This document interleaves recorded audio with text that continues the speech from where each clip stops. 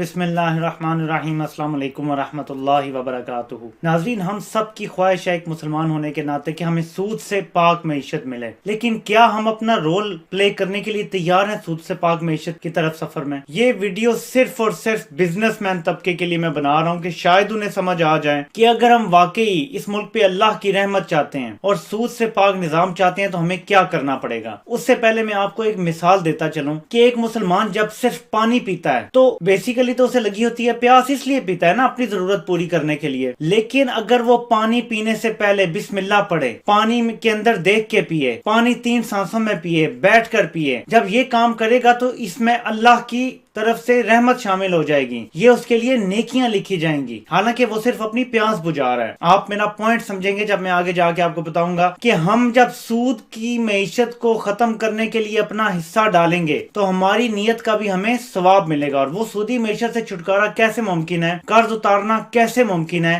جو ہم نے $100 ارب سے زیادہ قرضہ لیا ہوا ہے سود پہ، بیرونی قرضہ، اور پھر اندرونی قرضے بھی ہم پہ ہیں، وہ بھی ہم اس پہ بھی سود ادا کر رہے ہیں۔ 7 ارب روپیہ ملک پھنسا ہوا ہے، سود ادا کر رہا ہے روز کا۔ یہ مہینے کا بنتا ہے 210 ارب روپیہ مہینے کا، یعنی تقریباً $1.5 ارب ہم ہر مہینے قرضوں پہ صرف سود ادا کر رہے ہیں۔ ذرا سوچیں یہ کہ یہ ملک پھر کیسے ترقی کرے گا۔ تو دوستو، جو بھی آپ لوگ بزنس مین ہیں وہ اگر ٹیکس نیٹ میں آ جائیں گے، ٹیکس دینا شروع کریں گے، تو آپ یہ نہ سوچیں کہ آپ ٹیکس نہیں دینا چاہتے، آپ کا پیسہ کم ہو جائے گا۔ آپ کی نیت یہ ہونی چاہیے کہ آپ کو ایک ایماندار حکمران ملا ہے، آپ کے پیسے کی حفاظت کرے گا۔ اگر آپ جائز ٹیکس جو بنتا ہے آپ کی کمائی پہ اگر آپ وہ دیں گے تو نیت آپ یہ کر لیں کہ میں اس لیے یہ ٹیکس دے رہا ہوں کہ پاکستانی معیشت قرضوں سے آزاد ہو جائے اور ہم سود سے پاک نظام کی طرف چلیں۔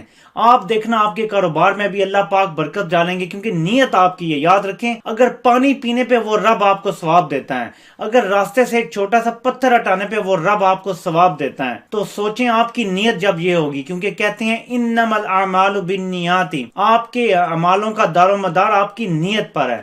آپ کرتے کیا ہیں یہ میٹر نہیں کرتا، آپ کی نیت کیا ہے یہ میٹر کرتا ہے۔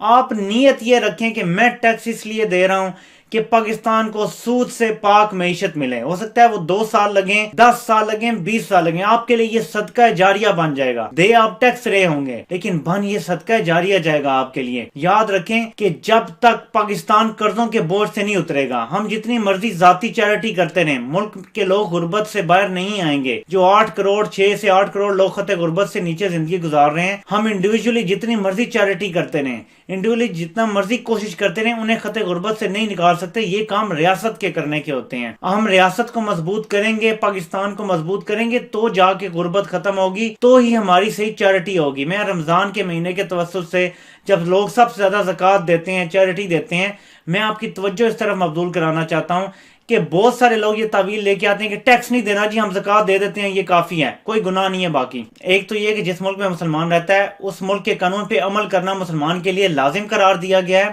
اگر وہ اسلام کے خلاف نہ ہو۔ یعنی آپ کو شرک کرنے کا نہیں کہا جا رہا، دین کو چھوڑنے کا نہیں کہا جا رہا، نماز پردہ وغیرہ چھوڑنے کا نہیں کہا جا رہا، تو پھر آپ پہ اس قانون پہ عمل لازم ہو جاتا ہے۔ یہاں پہ آ جاتا ہے ملک کو چلانا ہے اگر آپ نے ملک کی معیشت کو ٹھیک کرنا ہے دوستوں۔ تو ناظرین، یہ جو دکاندار ہیں، یہ جو ہوٹل ریسٹورنٹس مالکان ہیں، سب سے زیادہ ٹیکس چوری یہ کر رہے ہیں کیونکہ رسیٹس نہیں ہوتی۔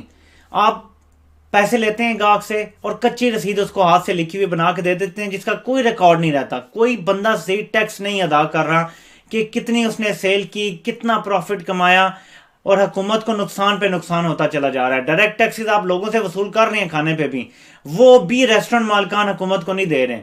ہر کھانے پہ ٹیکس لیا جاتا ہے۔ 1000 کا کھانا کھایا کسی نے تو 200-300 ٹیکس دے دے گا، وہ 5000 کا کھایا تو 2000 ٹیکس دے دے گا، لیکن وہ ٹیکس حکومت کو نہیں دیا جا رہا۔ میں آپ سے ریکویسٹ کرتا ہوں کہ اپنی نیتوں کو صاف کریں۔ اللہ اور اس کے رسول سے جنگ ہے یہ سودی نظام جو ہے، اس کے ہوتے ہوئے کامیاب ہونا بڑا ہی مشکل کام ہے، لیکن ہم چنگل میں پھنس چکے ہیں ڈٹ کے۔ لوگوں، ہمیں خود کھڑا ہونا پڑے گا اس نظام کے خلاف۔ میری بات جس کو سمجھ آئی ہے پلیز اس میسج کو شیئر کریں۔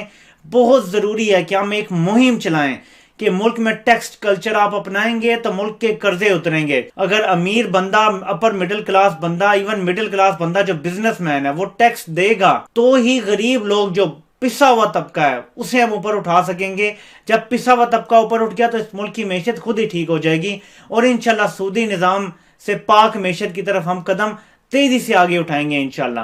کوشش کی جا رہی ہے کہ ٹیکس کا نظام ٹھیک کرے، لیکن ہمیں خود بھی آگے بڑھ کے اس میں اپنا حصہ ڈالنا پڑے گا۔ نیت اپنی یہ رکھیں کہ میں صرف ٹیکس اس لیے دوں گا کہ یہ ملک قرضے اتارے اور ہم سود سے پاک معیشت کی طرف قدم اٹھائیں، کیونکہ اگر ہمارے اوپر ایک پائی بھی قرضہ نہ ہو تو پھر سود سے پاک معیشت بنانا بہت آسان ہو جائے گا۔ ابھی IMF سے جان چھڑانا ہمارے لیے زندگی اور موت کا مسئلہ ہے کہ جتنی جلدی ہم ان کا قرض اتار کے ان کے منہ پہ ماریں، ہم ڈیل سے آزاد ہو جائیں گے۔ پھر ہم اپنی جو بھی ہم نے پالیسیز بنانی ہیں وہ 100% خود بنا سکیں گے، ہم پر پھر کسی بھی قسم کی قدغن نہیں لگائی جا سکے گی۔